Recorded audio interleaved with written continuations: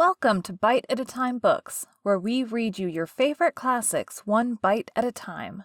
My name is Bree Carlisle, and I love to read and wanted to share my passion with listeners like you. Today we will be reading The Secret Garden by Frances Hodgson Burnett. Chapter 1. There is No One Left. When Mary Lennox was sent to Misselthwaite Manor to live with her uncle, everybody said she was the most disagreeable-looking child ever seen. It was true, too. She had a little thin face and a little thin body, thin light hair and a sour expression.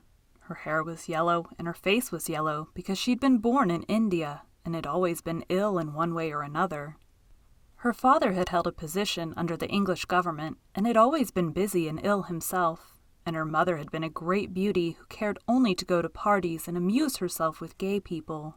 She had not wanted a little girl at all, and when Mary was born she handed her over to the care of an ayah, who was made to understand that if she wished to please the Mem Sahib, she must keep the child out of sight as much as possible.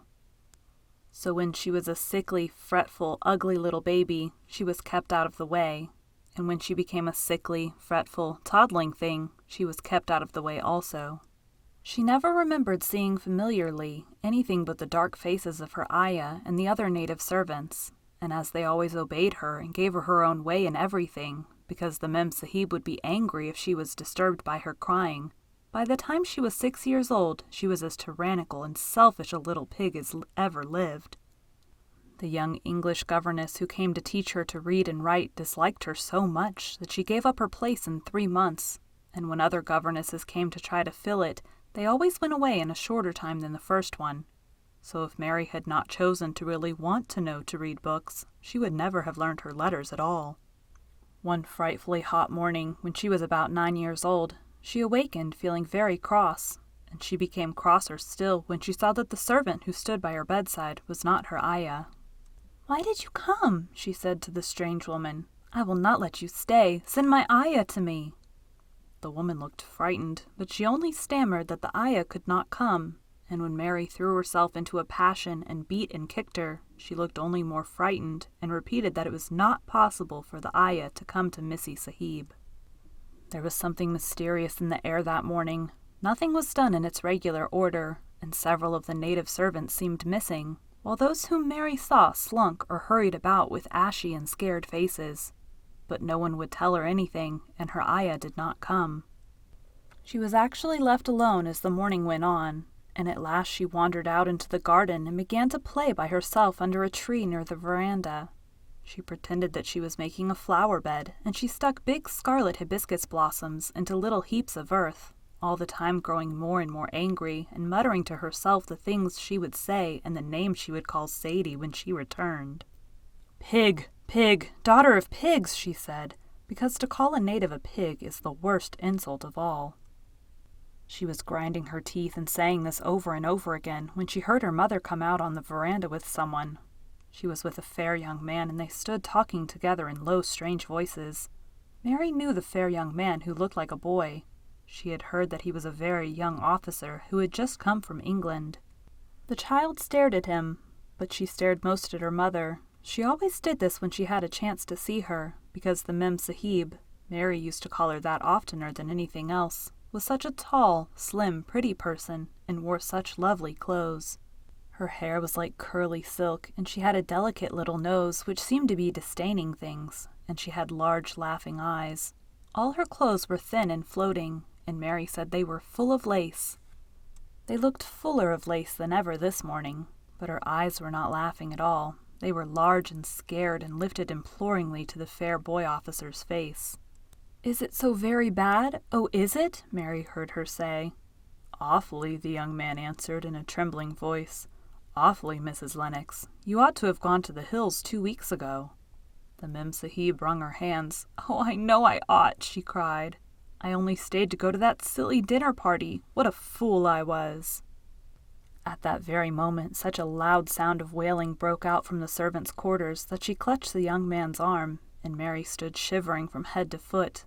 The wailing grew wilder and wilder. "What is it? What is it?" Mrs. Lennox gasped. "Someone has died," answered the boy officer. "You did not say it had broken out among your servants."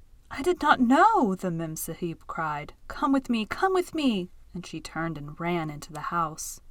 After that, appalling things happened, and the mysteriousness of the morning was explained to Mary. The cholera had broken out in its most fatal form, and people were dying like flies. The ayah had been taken ill in the night, and it was because she had just died that the servants had wailed in the huts. Before the next day, 3 other servants were dead, and others had run away in terror. There was panic on every side and dying people in all the bungalows. During the confusion and bewilderment of the second day, Mary hid herself in the nursery and was forgotten by everyone. Nobody thought of her, nobody wanted her, and strange things happened of which she knew nothing. Mary alternately cried and slept through the hours. She only knew that people were ill and that she heard mysterious and frightening sounds. Once she crept into the dining room and found it empty, though a partly finished meal was on the table, and chairs and plates looked as if they had been hastily pushed back when the diners rose suddenly for some reason. The child ate some fruit and biscuits, and being thirsty, she drank a glass of wine, which stood nearly filled.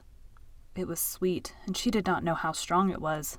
Very soon it made her intensely drowsy, and she went back to her nursery and shut herself in again, frightened by cries she heard in the huts and by the hurrying sound of feet. The wine made her so sleepy that she could scarcely keep her eyes open, and she lay down on her bed and knew nothing more for a long time. Many things happened during the hours in which she slept so heavily, but she was not disturbed by the wails and the sound of things being carried in and out of the bungalow. When she awakened, she lay and stared at the wall. The house was perfectly still. She had never known it to be so silent before. She heard neither voices nor footsteps and wondered if everybody had got well of the cholera and all the trouble was over.